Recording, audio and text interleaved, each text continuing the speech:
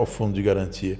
O fundo de garantia é um golpe contra o trabalhador. Depois do golpe militar de 64, é aplicado um golpe contra o trabalhador que tinha, até 1966, o direito de adquirir estabilidade no emprego após 10 anos trabalhando na mesma empresa. 10 anos na mesma empresa, tinha estabilidade até a aposentadoria. Até a aposentadoria. Isso? Olá a todos e todas, sejam muito bem-vindos aqui ao canal do Weller, conteúdo a serviço da classe trabalhadora. Você que está vendo este vídeo neste momento, que ainda não se inscreveu no canal, se inscreva, dê o like, ajude a divulgar.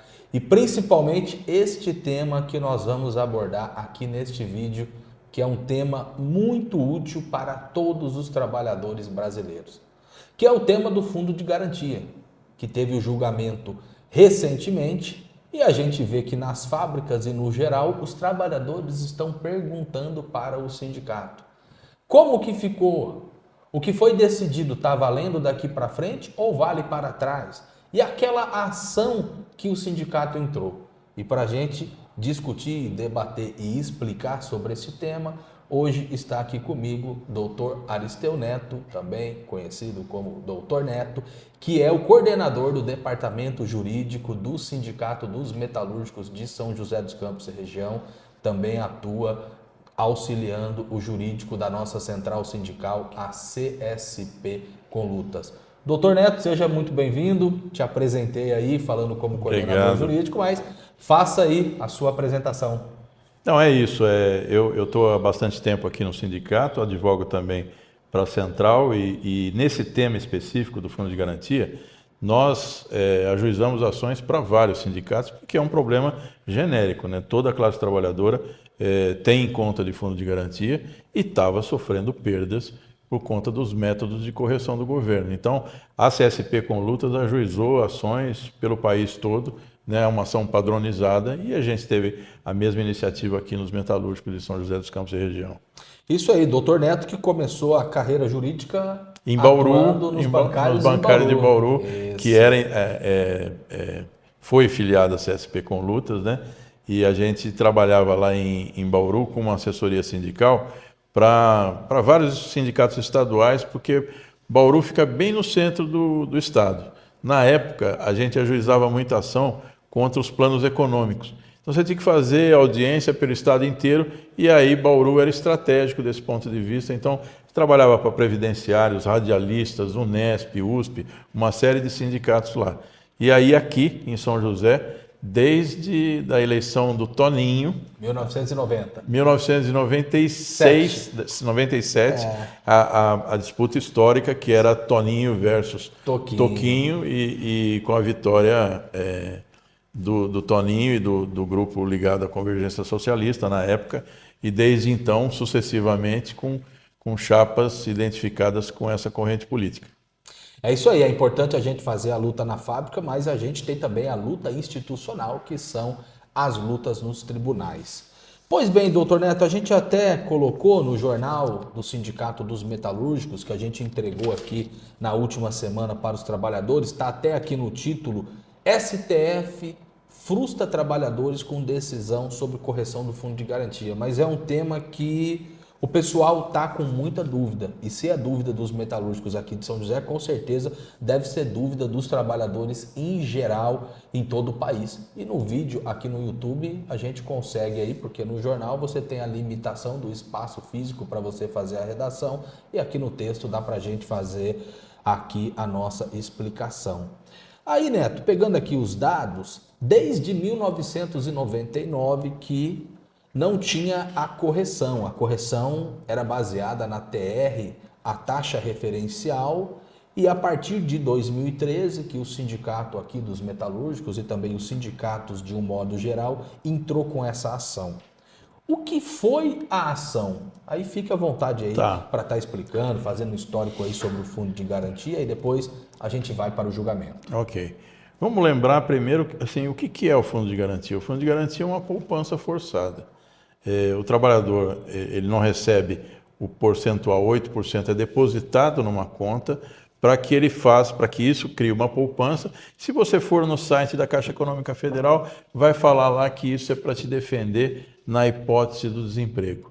porque daí você recebe uma multa sobre o seu saldo, 40% sobre o seu saldo, e você pode sacar aquela poupança, então você teria essa finalidade. Isso não conta a história inteira, né? Porque, na verdade, o que é o fundo de garantia?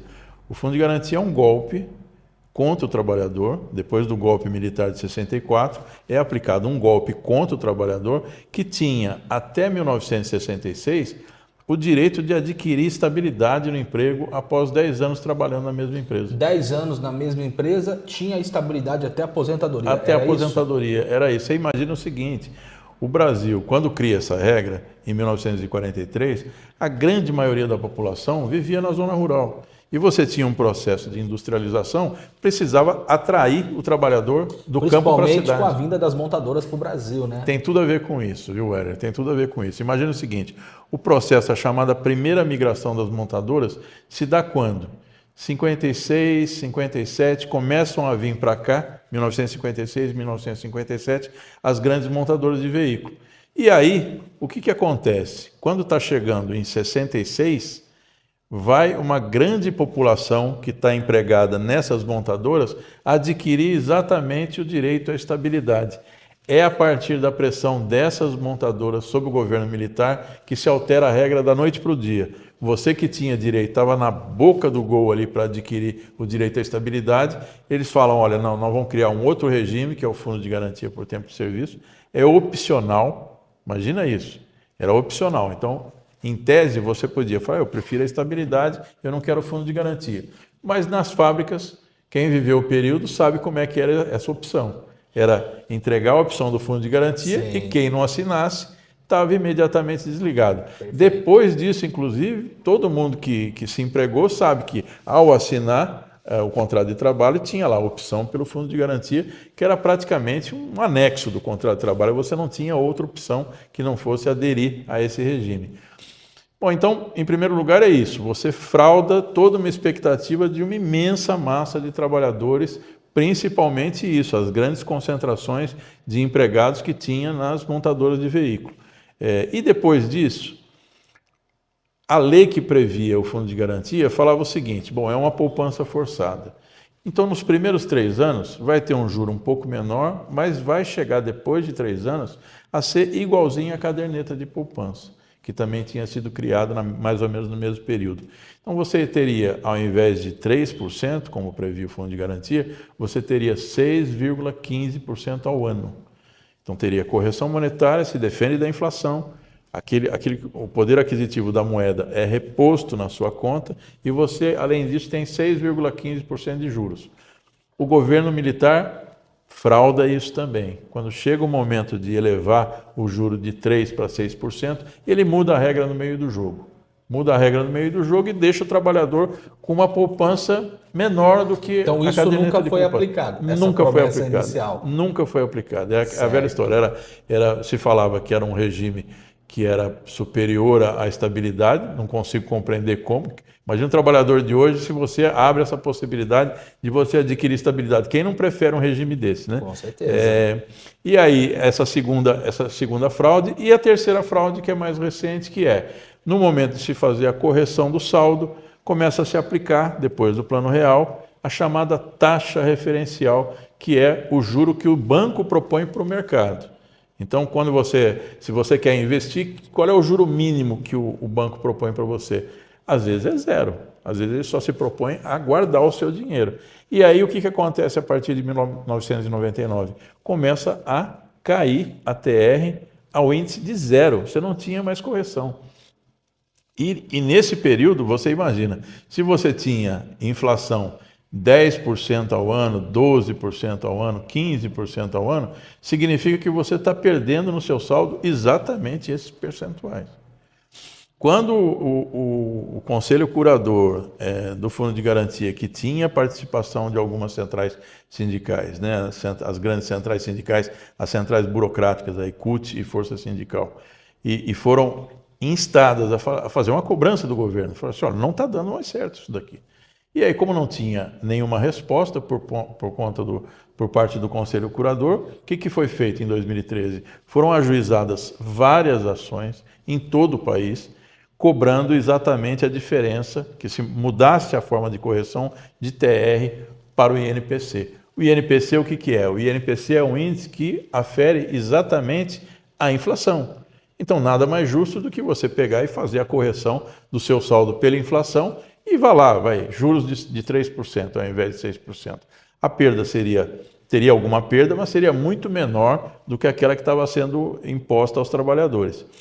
Essas ações são ajuizadas em 2013 e aí, depois de um tempo, como tinha muitas ações em todo o país, o Superior Tribunal de Justiça, que é um tribunal em Brasília, fica abaixo do Supremo Tribunal Federal, decide suspender todas as ações para fazer aquilo que se chama julgamento repetitivo. Ou seja, se você tem várias ações sobre o mesmo tema, a lei processual permite isso, que você faça um único julgamento que vale para todo mundo.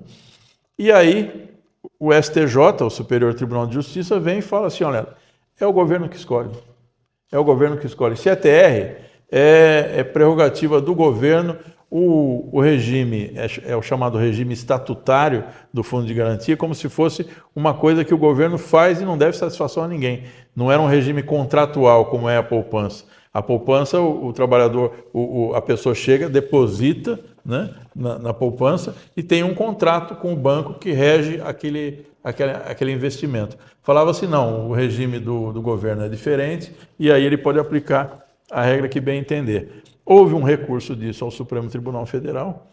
E é interessante, viu, Heller, porque quando houve o recurso, a mídia informava isso o tempo todo, os trabalhadores estavam acompanhando, o julgamento começou, foi transmitido praticamente numa rede nacional, saiu nos principais jornais das principais emissoras do país, e aí já se começava a desenhar mais um golpe, era o golpe definitivo, que era esse julgamento que teve recentemente, né? E que a gente vai comentar aqui também.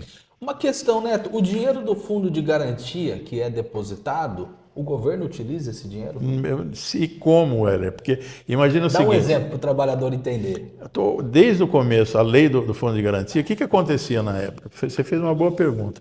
Qual que era o grande problema em 1966? No começo da década de 60, tinha ocorrido a migração do campo para a cidade. E não tinha planejamento nenhum. Então, o que tinha? Uma carência de moradia brutal.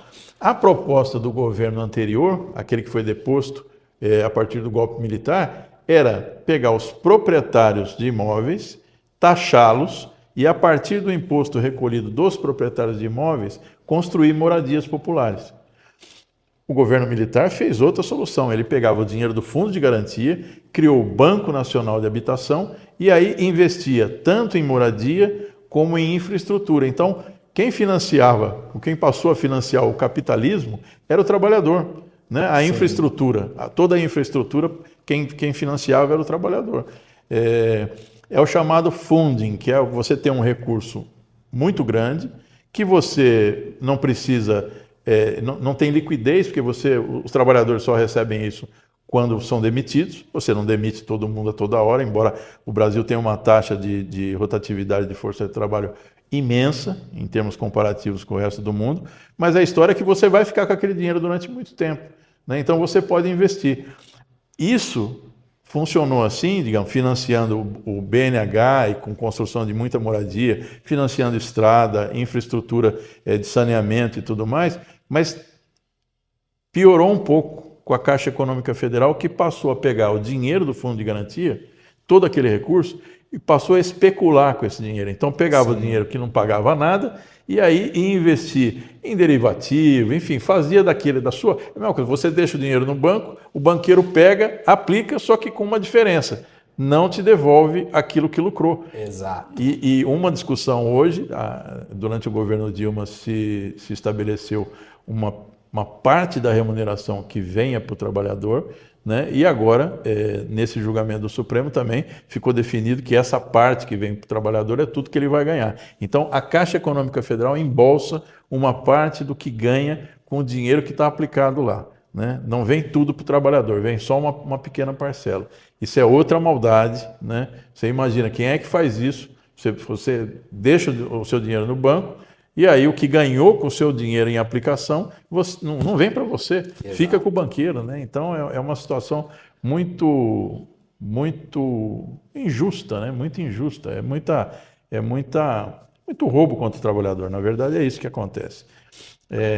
Exato. E aí, se você financia uma casa, um apartamento, você paga o dobro de juros. Ou seja, o banco sempre é essa classe que super explora a população no geral. Ele sempre ganha.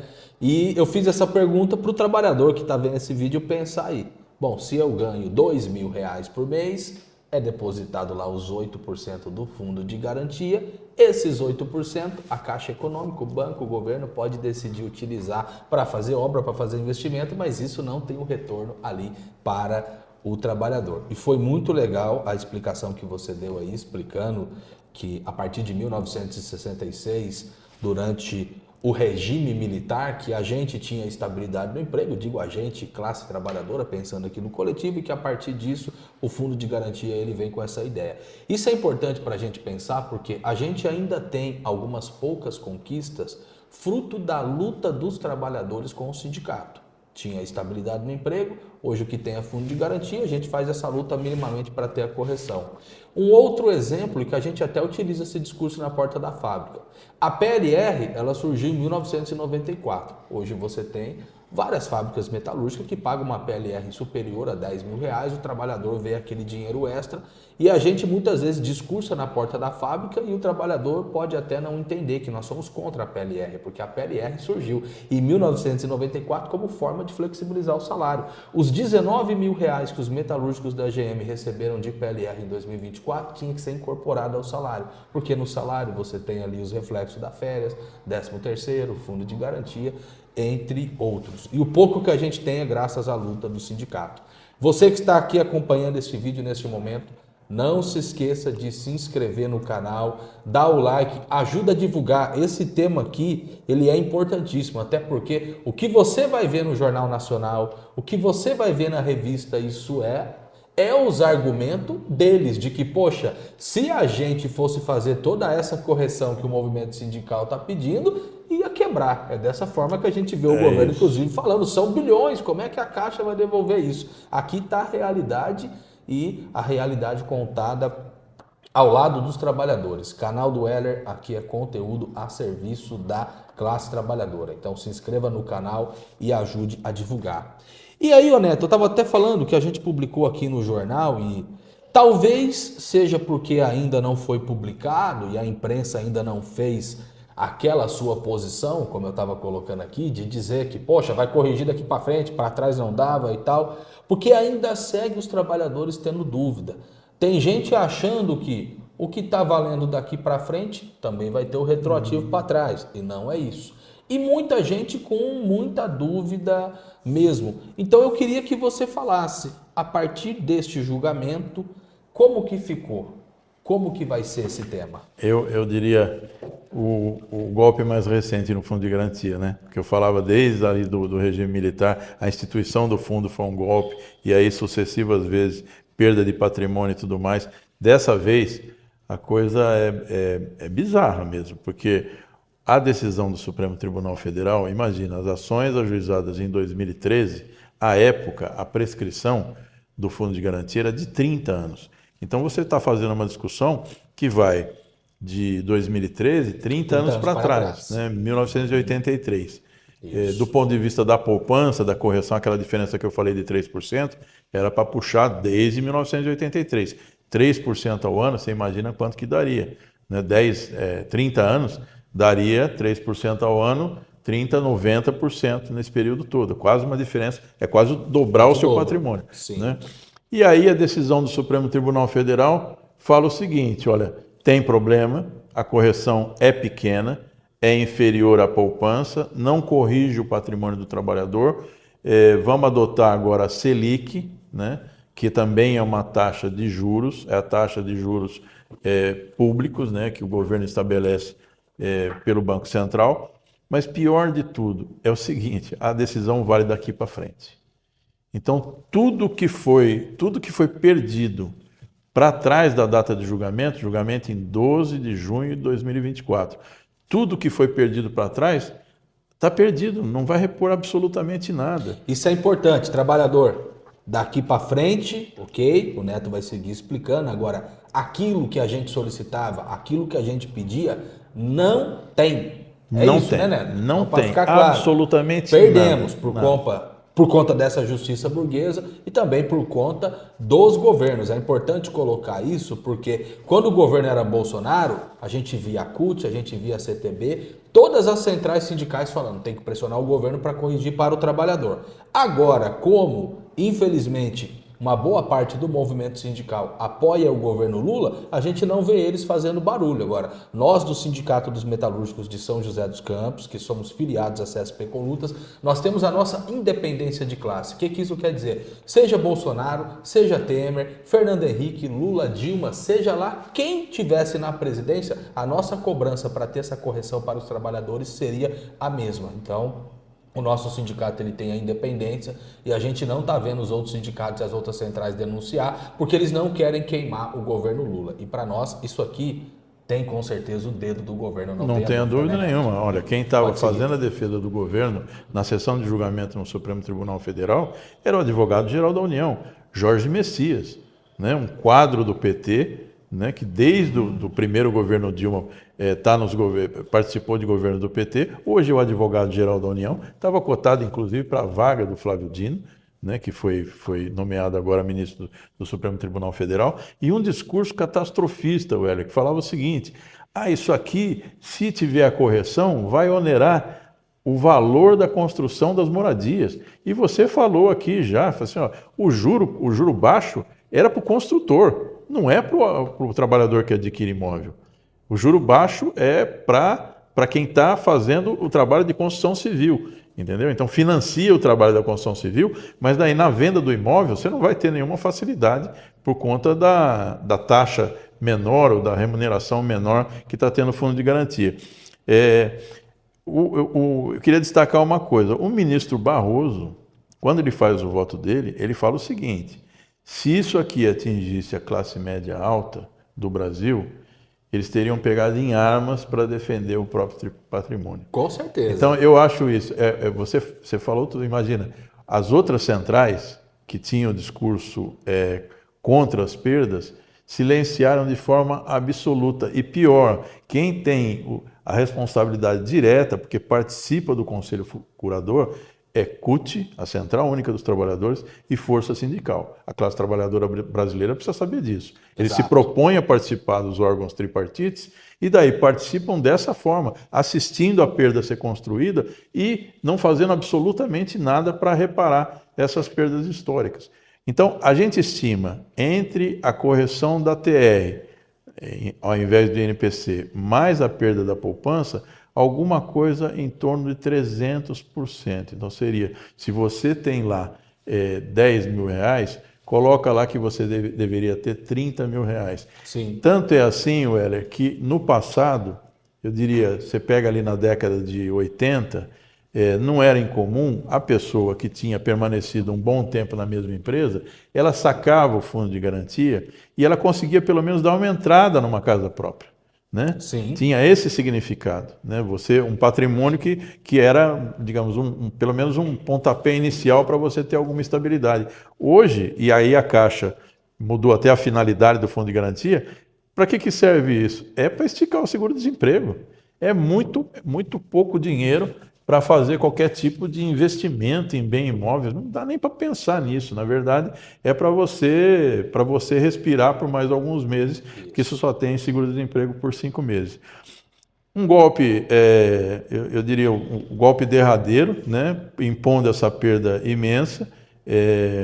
Muitos trabalhadores, inclusive, que estavam aguardando esse julgamento, estão fora do sistema já, porque já não estão, não estão, a população economicamente já não ativa, né, que estão aposentados e ficaram esperando. Vamos lembrar de uma outra perda que teve, que foi quando tinha os planos econômicos e os sindicatos também entraram e teve uma proposta na época do governo Fernando Henrique, que chamava o maior acordo do mundo, e era, na verdade, pagar aquelas perdas com um deságio, ou seja, o governo ficava com uma parte, mas pagou, a verdade é que pagou. Tinha perda, foi apurada a perda, e alguma coisa o trabalhador recebeu. Dessa vez, não vai receber absolutamente nada. Eu acho que os trabalhadores que hoje estão confusos em relação ao resultado do julgamento devem se lembrar dessa outra iniciativa em que, bem ou mal, né, pagou-se em 6 parcelas e tudo mais. Nós fizemos assembleias bem representativas aqui, inclusive denunciando o governo que tinha ficado com uma parte da perda,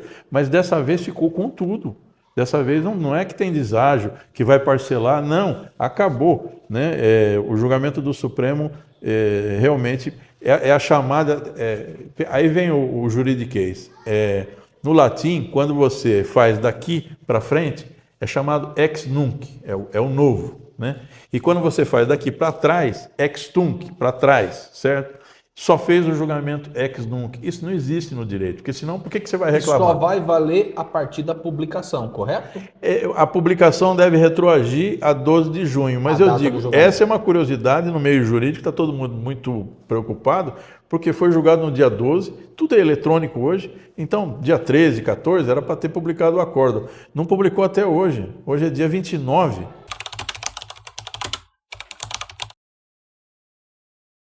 Ou seja, já passaram aí quase 2 semanas, mais de 2 semanas, e nada de publicar. O Supremo notificou o Senado, notificou a Câmara de Deputados em relação ao julgamento, só falta comunicar aos trabalhadores agora. E para exemplificar, publicando, valendo a partir de 12 de junho, aí como que vai ficar essa correção do Fundo de Garantia dos Trabalhadores? Então, tem uma dúvida em relação a isso, porque uma coisa que está definida e constou da ata de julgamento é que vai aplicar a Selic. Melhor do que a TR, sem dúvida nenhuma. Sim. Você tem uma Selic hoje que anualmente está em 10,5%. Mas uma dúvida, foi debatido no julgamento e não está claro como é que vai estar redigido isso, como é que fica o juro da poupança? Ficou em 3? Ficou em 6,15? Se você vê, inclusive, na cobertura da imprensa, tem órgão de imprensa que fala que foi para 6,15 e tem outros que não, que falam que ficou em 3%. Eu tendo a achar que a maldade vai estar na manutenção da taxa anterior, os 3%, Os 3%. Que é aquilo que eu falei, aquela maldade lá do regime militar que prometeu e não cumpriu. Né? Não é nada de espantoso, né, vindo de quem veio, mas é isso, o trabalhador foi sucessivamente sendo fraudado e perdendo seu patrimônio, enquanto os grandes empresários se abocanham esse fundo para ter mais lucro. Vou te citar um exemplo muito recente aqui, relativamente recente. Você deve se recordar quando teve a desocupação violenta do Pinheirinho. Sim.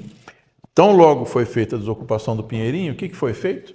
O Sinduscom, Sindicato da Construção Civil, se prontificou a construir e recebeu uma bolsa do governo do estado de São Paulo para construir as moradias.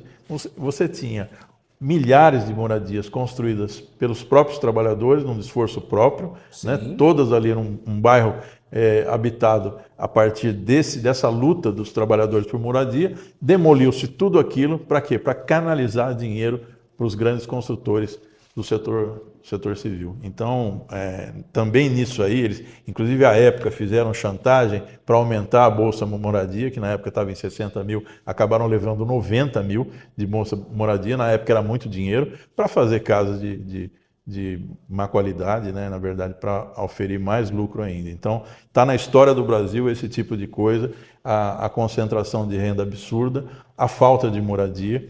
Né? O Banco Nacional de Habitação prometia que ia solucionar o problema. Olha o que tem nas grandes cidades aí, São José não é diferente, que é um déficit habitacional brutal, né? Muita gente pagando aluguel caro, né? E com dificuldade num bem básico que é a moradia.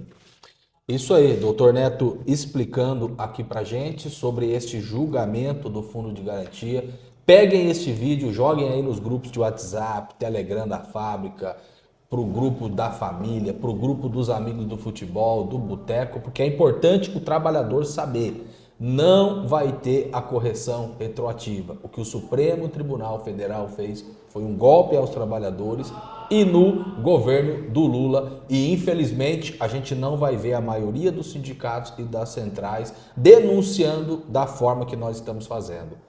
O Neto falou uma coisa aqui que eu acho que é o que resume. Se fosse para a classe rica, eles estariam fazendo grandes manifestações e com certeza o Supremo Judiciário ia ceder. Porque a gente vive numa sociedade dividida em classe.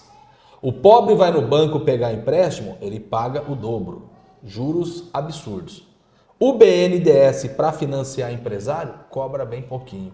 Porque a gente vive no sistema capitalista, por isso nós que somos socialistas, a gente tem que fazer uma luta constante contra esse sistema, porque não dá para a gente ver meia dúzia de bilionário, um punhadinho de gente tendo a riqueza que é aquilo que é o sofrimento, o suor e a exploração da outra parte da população brasileira. Isso é uma tremenda sacanagem, por isso que a gente luta por uma sociedade mais justa, por isso que a gente luta para a gente libertar os trabalhadores, porque dentro desse sistema capitalista é só para eles, e para a gente trabalhador o que sobra é exploração, o que sobra é opressão, mas nós somos a maioria. Um convencendo mais um vira dois, dois convencendo mais dois vira quatro, quatro com mais quatro vira oito, e no dia que a maioria dos trabalhadores e da população, do povo pobre tiver consciência, o outro lado dos banqueiros e do governo não vai segurar não. Eles falam que falta dinheiro, poxa, bilhões que iria para os trabalhadores, mas eles não falam que metade do orçamento do nosso país, do que é arrecadado no PIB, Produto Interno Bruto, vai para o bolso de banqueiro para pagar os juros da dívida. Dinheiro tem para pagar a correção do fundo de garantia, dinheiro tem para investir na saúde, na educação, para investir na Avibraz, mas o compromisso deles dentro do sistema capitalista é com os burgueses, com os ricos e bilionários. Neto, valeu, muito obrigado. A gente vai divulgar bastante este vídeo e se for surgindo aí os comentários, que geralmente as pessoas fazem pergunta, aí a gente passa aí para você estar entrando lá no canal e estar respondendo. E fique à vontade aí, gente, para estar entrando em contato com a gente, que nós estamos aqui à disposição para estar explicando para vocês. Estou totalmente à disposição para a gente complementar, se tiver dúvidas relativas a isso. Agradeço a oportunidade por ter tido esse espaço aqui para conversar com a classe trabalhadora e seguir, como disse o Weller, em mobilizações. Em 2013, quando a gente ajuizou a ação, Weller, nós não fizemos só a opção pelo caminho judicial, nós fizemos assembleias aqui e convocamos as outras centrais para que somassem e a gente fizesse um grande movimento nacional para exigir do governo o pagamento. Você sabe que não é a primeira vez que a gente acabou ficando sozinho. Por quê? Porque as outras centrais sindicais, a burocracia sindical, optou por fazer ingerências no parlamento e a verdade é essa, né? Quando o Barroso falava que a classe média alta ia pegar em armas se fosse contra ela, não precisa, né, Weller? Liga para o Rodrigo Pacheco, liga para o Arthur Lira. Exato. E aí as coisas se resolvem lá no parlamento mesmo. É assim que funciona o capitalismo, né? E infelizmente o trabalhador vai amargar essa perda agora, mas pode e deve se insurgir contra qualquer tipo de ataque via mobilização direta, via ação direta, porque é assim que a gente vai mudar a história do país.